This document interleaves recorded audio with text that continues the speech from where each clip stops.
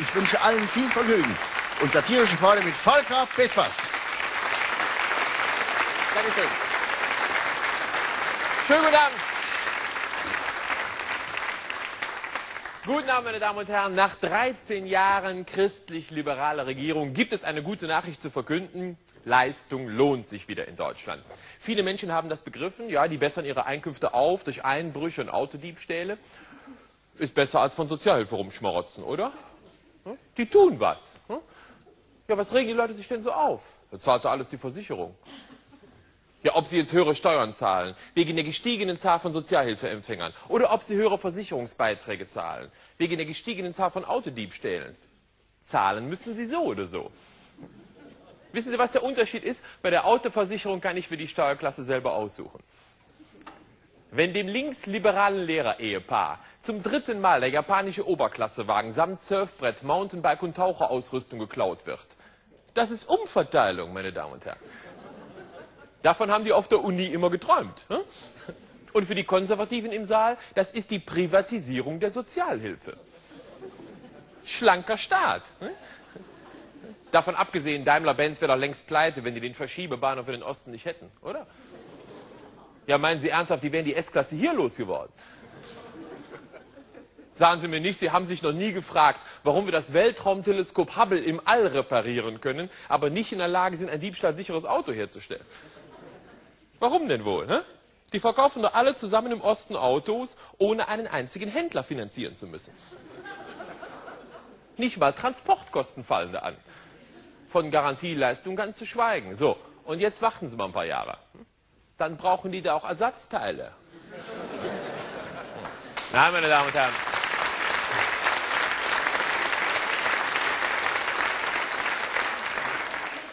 Statt diebstahlsicherer Autos fordern die interessierten Kreise lieber schärfere Strafen. Wir brauchen schärfere Strafen. Sie wissen, Strafen schrecken unglaublich ab. Also wenn schon schärfere Strafen, dann richtig, oder? Konsequent, situationsbezogen, da weiß jeder, wo er dran ist. Erst einmal beim Klauen erwischt, linke Hand ab. Nochmal beim Klauen erwischt, die nächste Hand ab. Danach ist er höchstens noch zum Mundraub fähig. Ja. Und wo wir gerade so schön dabei sind. Ne? Jeder, der einen anderen Menschen in besoffenem Zustand schwer verletzt, mir ist egal, ob mit einem Baseballschläger, einem Molotow-Cocktail, einem stehenden Messer oder einem fahrenden Auto. Teeren und Federn, auf der Stelle. Und alle Politiker, die beim Lügen erwischt werden, öffentlich auspeitschen. Ha?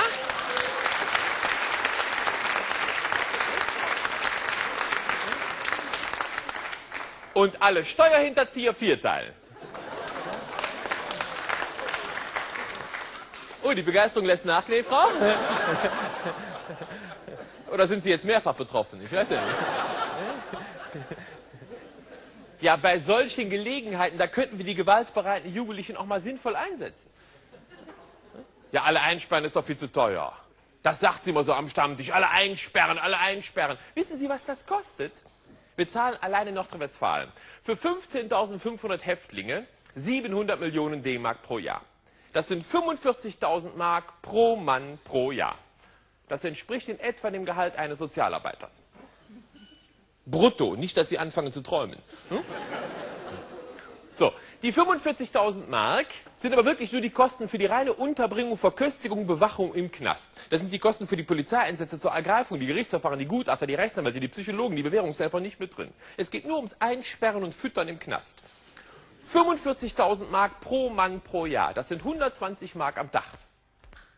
Das sind 840 Mark in der Woche.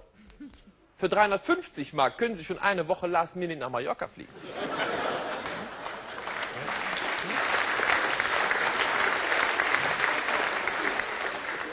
Jetzt verrate ich Ihnen noch, dass die Rückfallquote von diesen Knackis fast so hoch liegt wie die vom Club Robinson-Besuchern. Da ist der Fall doch auch geklärt, oder? Die sind doch reif für die Insel. Keine Fluchtgefahr mehr, die sind beschäftigt durch Selbstversorgung. Die Engländer haben das Konzept sehr erfolgreich erprobt. Ja, die Engländer haben ihre Strafgefangenen damals alle nach Australien rübergebracht. Ne? Ja, funktioniert doch. Ist doch was draus geworden, müssen Sie doch zugeben. Die richten jetzt Olympische Spiele aus. Unsere Olympischen Spiele. Die haben aus Handschellen 5 Ringe gemacht, meine Damen und Herren. 45.000 Mark pro Mann, pro Jahr, nur fürs Wegsperren. Hören Sie mal. Verglichen damit sind die Ossis doch spottbillig. Ja, wird ja immer gern gejammert im Westen. Nicht? Was das kostet mit der Einheit, wie teuer die Brüder und Schwestern sind. Jetzt rechnen wir das mal durch. Selbst wenn wir 200 Milliarden D-Mark Transferleistungen jedes Jahr an den Osten bezahlen, was daran fair sein soll, wissen nur wenige. Aber selbst bei 200 Milliarden sind das immer noch nur 12.500 Mark pro Ossi pro Jahr. Für das Geld können Sie die ja nicht mal einsperren.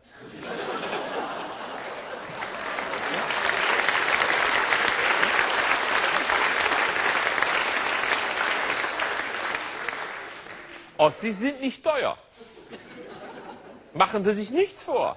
Ossis sind nicht teuer. Wissen Sie, wer teuer ist? Bauern, die kosten richtig Geld. 30 Milliarden D-Mark Subventionen zahlen wir in der BRD jedes Jahr für 600.000 Bauern. Das sind 50.000 Mark pro Bauer pro Jahr. Da wäre Einsperren schon billiger. Aber freuen Sie sich nicht schon wieder zu früh. Wir kommen erst einmal zu Bergarbeitern, meine Damen und Herren. Ja, jeder Arbeitsplatz im deutschen Bergbau ist mit 96.000 D-Mark pro Jahr subventioniert. Die Zahlen sind nicht von mir erfunden. 96.000 D-Mark pro Jahr für jeden Kumpel. Das heißt, für jeden Kumpel können wir 7,5 Ossis durchfüttern. Ein Bauer ist so viel wert wie 4 Ossis, auch nicht schlecht. Ne? Sie können natürlich auch für einen Bergarbeiter wahlweise 2 Ossis einsperren oder 2 Bauern durchfüttern. Das ist Politik. Darüber wird bei Wahlen abgestimmt. Ist aber alles Kleckerkram oder Peanuts, wie die Deutsche Bank sagen würde. Es ist alles Peanuts verglichen mit Ärzten.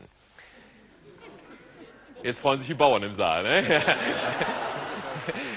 Ich habe gelesen, meine Damen und Herren, auch diese Zahl habe ich mir bestätigen lassen, jeder heute neu zugelassene Kassenarzt, also zusätzlich zugelassene Kassenarzt, kostet 1 Million D-Mark zusätzlich im Jahr für die Kassen. Das ist nicht das Gehalt des Arztes, kriegen Sie nicht schon wieder feuchte Augen. Aber die verschreiben ja auch. Alles, was dranhängt, macht 1 Million pro Praxis aus. Ja, man hat festgestellt, Ärzte schaffen sich ihren eigenen Bedarf. Nicht? Wenn Sie mehr Ärzte zulassen, die teilen sich nicht die vorhandenen Patienten, die machen sich irgendwie neue. Das können Sie statistisch nachlesen, Herr BRD. Je mehr Ärzte pro 1000 Einwohner wir haben, desto mehr Menschen sind pro 1000 Einwohner krank. Die Deutschen haben sich dermaßen an Angebot und Nachfrage gewöhnt.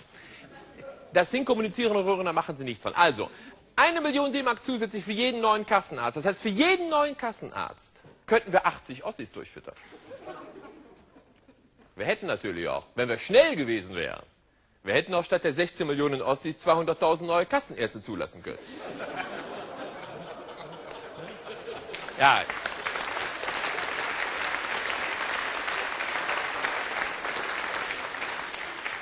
Ja, jetzt ist es zu spät. Aber dann wären wir jetzt wahrscheinlich auch alle krank. Sie können natürlich auch für das Geld, das 10 Kassenärzte kosten, 222 Kassenärzte einsperren, aber das nur so am Rande.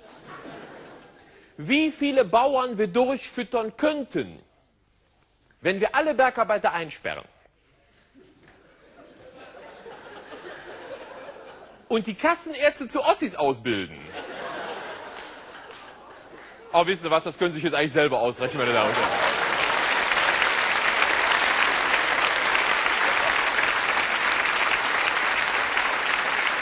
Mit diebisch, meine Damen und Herren, Volker Pispers.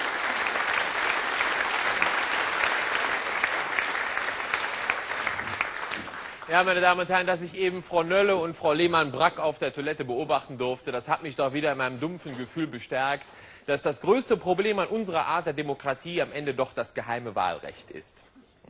Das war alles mal nett gemeint, aber inzwischen stimmt doch hier jeder einfach mal so ab, wie ihm gerade so ist. Ne? Auch wählen wir den mal, der sieht auch nett aus. Ne? Wirkt doch so seriös, drängelt sich nicht immer so vor. Ne? So ist doch der Scharping drangekommen. Ne? Karteileichen wählen eine Obermumie. Ne? Ja, Sie können da auf jedes Wahlplakat inzwischen draufschreiben, dieser Politiker gefährdet Ihre Zukunft. Ne? Da sagt der Raucher nur, ach der auch. Die meisten wissen ja nicht mal, wie man wählt. Hm? Vor der letzten Bundestagswahl gab es wieder diese wunderbaren Umfragen. Welche Stimme, Erst- oder Zweitstimme, ist die entscheidende Stimme für die Stärke der Fraktionen im Deutschen Bundestag? 2 Umfragen habe ich gelesen und eine Zahl war konstant bei den Ergebnissen. Die Zahl der richtigen Antworten. 30% der Befragten kennen tatsächlich die richtige Antwort. Immerhin. Ich meine, das Volk hatte eine faire 50-50-Chance. Also statistisch gesehen, wenn Sie 100 Schimpansen befragen würden. Ja, aber da wir ja in Deutschland leben, glauben immer noch 46% der Befragten, da muss ja wohl die Erststimme die entscheidende Stimme sein. Von diesen Idioten lebt die FDP seit 25 Jahren. Ja,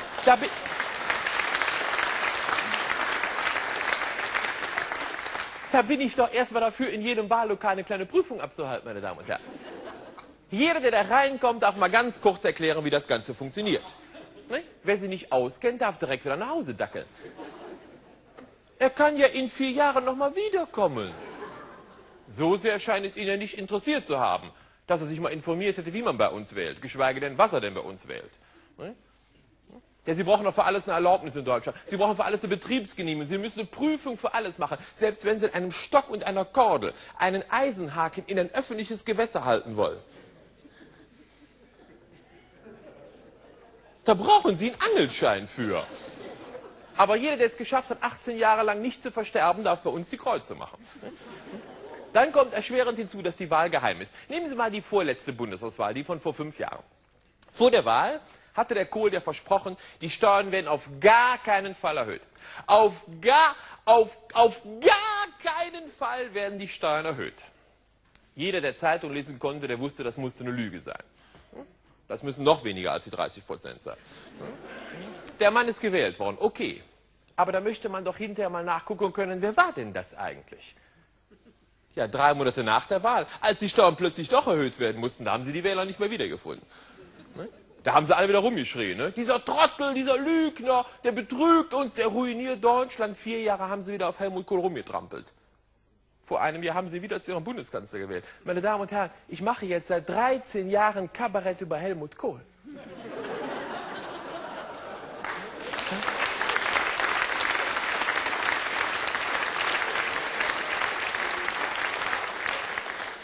Seit 13 Jahren, ich bin es satt.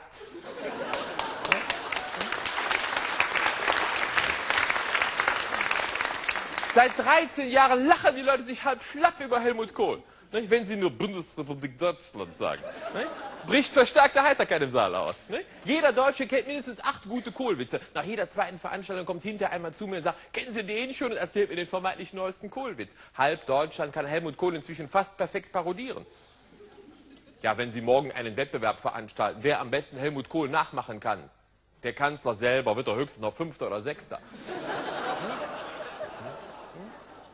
Seit 13 Jahren lacht sich Deutschland tot über Helmut Kohl. Am weitesten fortgeschritten mit dem Totlachen ist ja die SPD. Und alle 4 Jahre wählen die den mal wieder zu ihrem Bundeskanzler.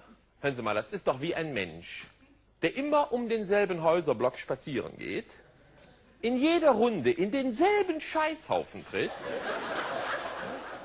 und sich dann eine Runde lang darüber aufregt, warum seine Schuhe so stinken.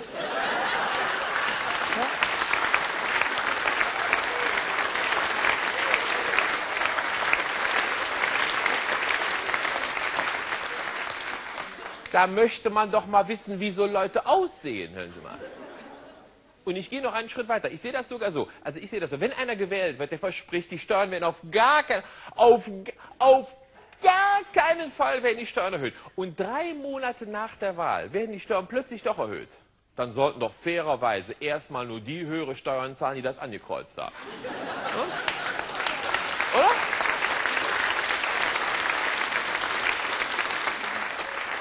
Dann überlegt der eine oder andere vielleicht doch zweimal, wo er das Kreuz macht. In diesem Land übernimmt doch kein Mensch mehr Verantwortung für seine Taten. Weder als Wähler noch als Gewählter. Ne, die ja sowieso nicht. Ne. Alle zusammen haben sie beschlossen, die Kosten für den Umzug nach Berlin sollen 20 Milliarden D-Mark nicht übersteigen. Ausgerechnet die. Ja, sie haben es natürlich nicht ausgerechnet. Sie haben es nur beschlossen. Ich bin schon wieder ganz gespannt, ob die bösen Kosten sich an diesen Beschluss halten werden.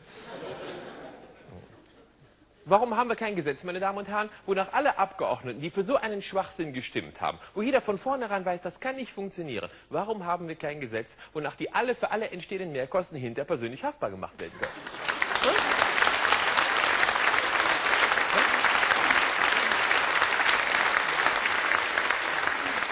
Oder sei mal nicht so pingelig. Man kann sich ja mal vertun, man kann auch nicht alles vorhersehen, das weiß ich auch, sonst fällt ja kein Mensch mehr Entscheidungen. Aber sagen wir so, für jede Milliarde, die sowas teurer wird als geplant, sollen die ein Jahr lang bei gleichen Bezügen im Altersheim arbeiten gehen.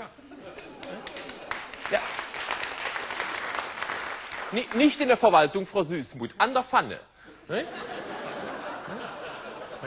Oder der Rühe.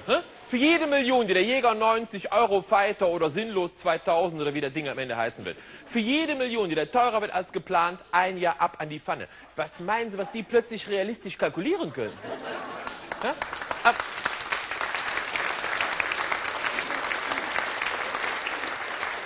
Wir wüssten tatsächlich mal, was auf uns zukommt. Am Ende würde mal was billiger als geplant, aber was regt mich nur auf? Das Volk ist ja nicht besser als seine Vertreter, meine Damen und Herren. Wie sagte mein Opa immer, wie der Herr, so's geschah. Sie haben doch in diesem Land inzwischen Menschen, die glauben allen Ernstes, man könne für ein paar hundert Mark nach Florida in Urlaub fliegen, da noch mit dem Mietwagen rumbrausen, wie Graf Koks persönlich, und wenn der Reiseveranstalter erwartungsgemäß pleite geht, weil natürlich jeder Mensch mit rudimentären Grundschulrechenkenntnissen sich selber ausrechnen kann, dass in diesem super Sonderbilligangebot der Rückflug gar nicht mit drin gewesen sein kann. Dann stehen die da rum in Florida, da hören Sie die mal schreien. Wir sind betrogen worden, holt uns hier raus. Ja, solche Leute darf man noch nicht zurückholen, meine Damen und Herren.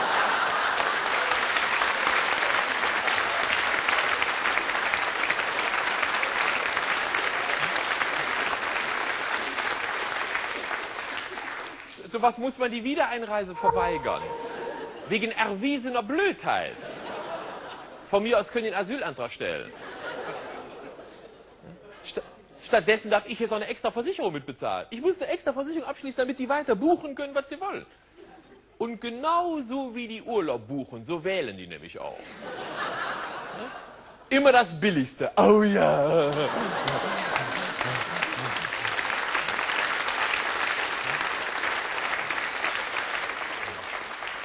Und 3 Monate nach der Wahl, da schreien die wieder. Ne? Wir sind betrogen worden. Holt uns hier raus. Meine Damen und Herren, es bleibt dabei, in Deutschland werden die Rechten gerecht und die Linken gelingt. Man kann so anders ausdrücken, die Rechten waren zwar schon immer ziemlich blöd, aber die Linken waren bei uns auch immer die Dummen. Es gibt Dinge, die kann man nicht sehen. Die muss man glauben. Und es gibt Dinge, die muss man sehen und kann sie nicht glauben. Und es gibt Politiker, da kann man nicht glauben, dass sie nur einer sehen will. Ja? Humor ist, wenn man trotzdem lacht. Demokratie ist, wenn man trotzdem wählt. Gute Nacht.